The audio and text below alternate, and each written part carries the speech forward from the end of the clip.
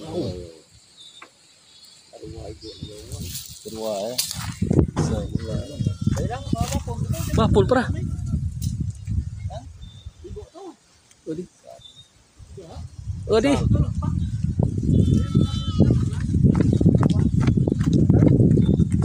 Nagpanong lupad.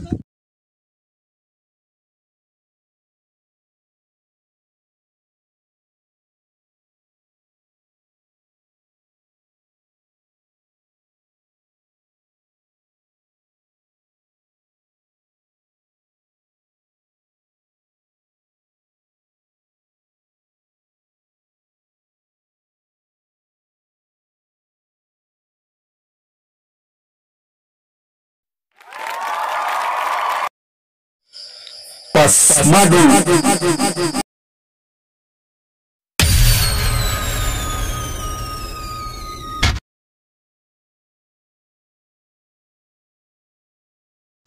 Magandang araw sa ating mga kaibigan at sa kapwa hunters.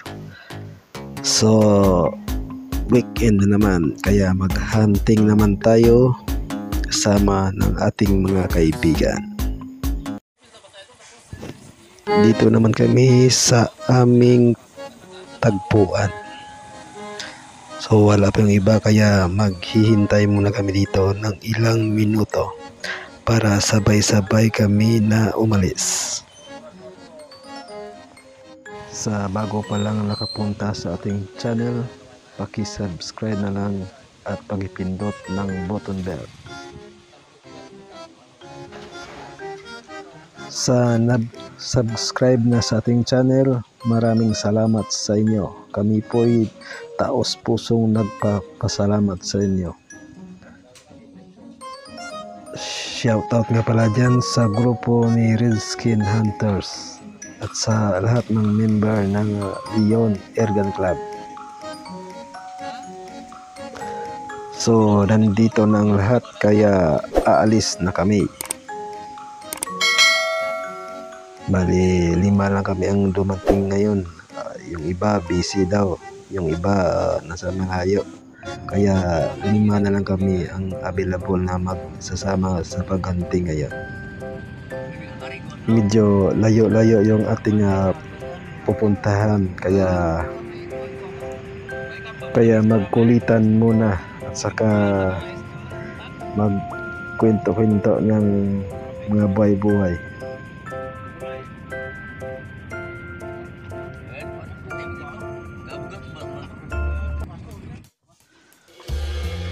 Sa wakas, nakarating din sa hunting site, kaya excited ang lahat. So, mga ilang buwan kami dito na hindi bumalik, mga 2 siguro, kaya binalikan naman namin. So, pagdating namin, may nakita kami agad na 2 target, kaya yung kasama ko dali-dali kinuha yung ergan at saka ginapang. So, nakuha niya yung isa. Ito yung first kill namin dito sa unang sabak.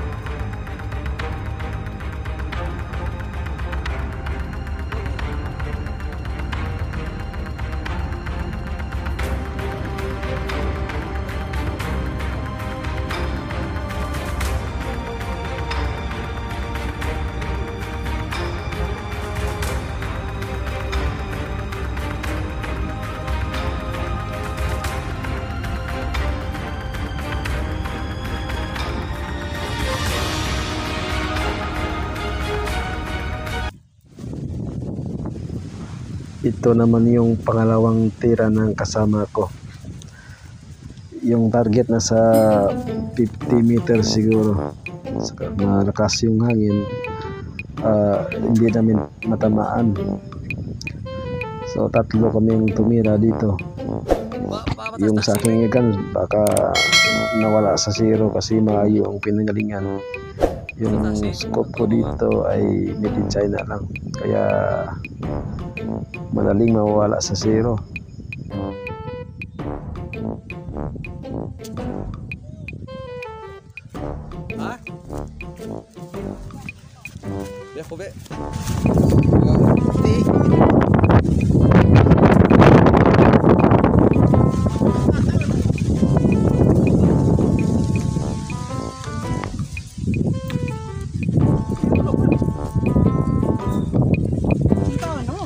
So ako naman yung sumubok na tumira.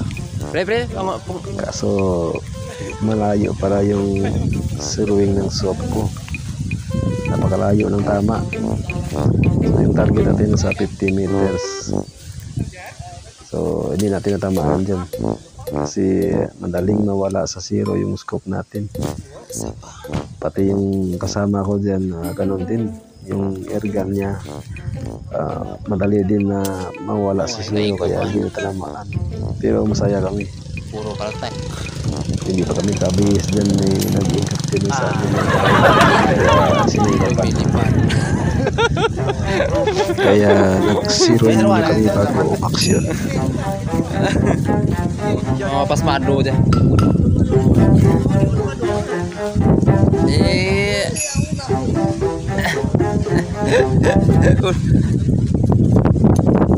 Kalau enggak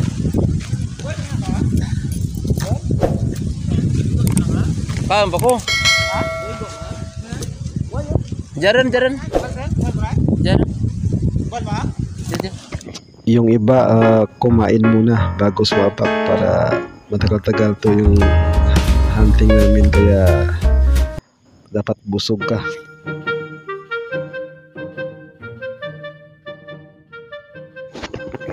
Ito yung hunting site namin na medyo malapit sa ilog, kaya maraming ibon, kaya dito tayo mag pest control.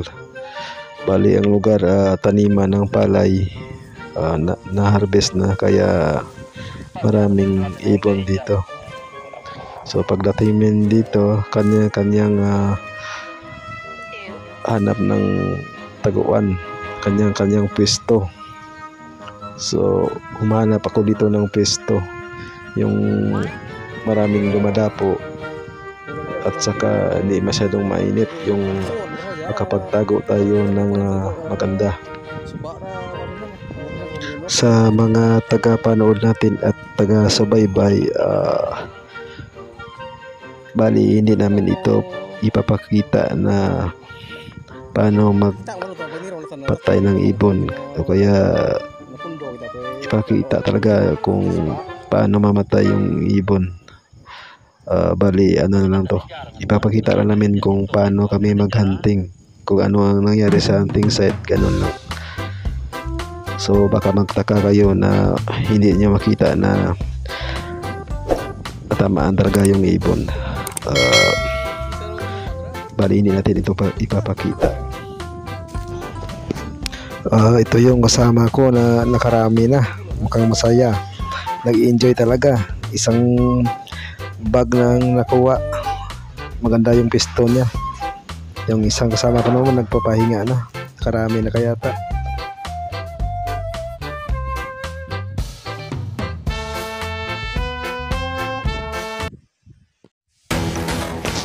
Alas 2 na ng hapon, kaya pumasya na kami na umuwi. Medyo nakarami na kami, saka parang wala na yatang ibon na pag-alagala, kaya pumasya na kami na umuwi. So nag-enjoy naman ang lahat, masaya, lahat nagkangiti. So sa susunod na linggo naman, maghahanap naman kami ng hunting site. Yung hunting site na ito, marami pang hindi pa namin natuklasan, kaya sa susunod na linggo babalik kami dito. Hahanapin namin yung saan pa yung maraming ibon na pwede nating i-pest control, kasi napakalapad na lugar na ito, malapit sa ilog, kaya kapag summer maraming ibon talaga dito.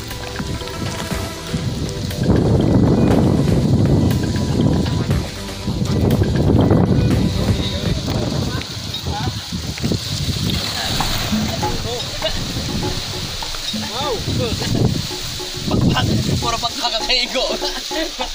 Wow, jagid winner.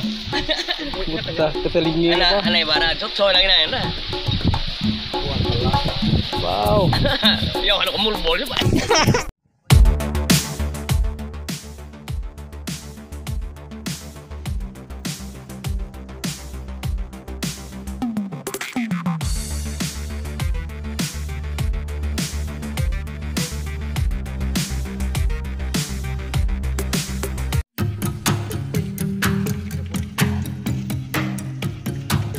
nakauwi na kami.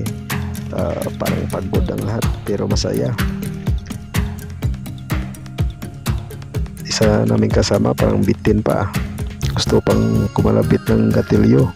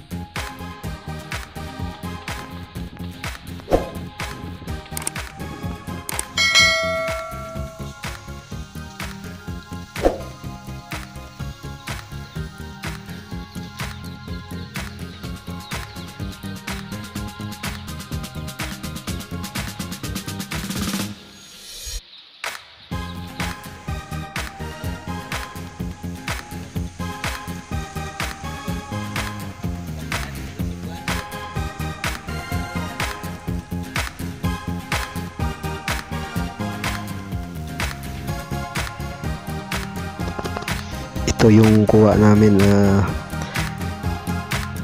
binilang namin, mga nasa 80 lot siguro. So medyo marami-rami ito. Mahabang-habang paglilinis to.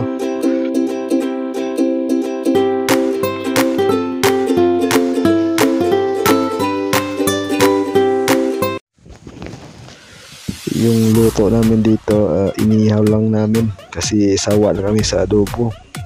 So subukan namin mag-ihaw. Ayan to, hindi namin inubos dito kasi masyadong marami. 5 lang kami kakain, hindi namin maubos yun pag lutuin namin lahat. Kaya yung iba lagay mo na sa ref. So ito na, panghaplos pagod na to. Ito yung pinakamasaya na part ng hunting, yung mag-relax saka magtagay. Masarap pala yung inihaw. Minsan na kami kumakain ng inihaw, lagi kasi puro adobo. Thanks for watching.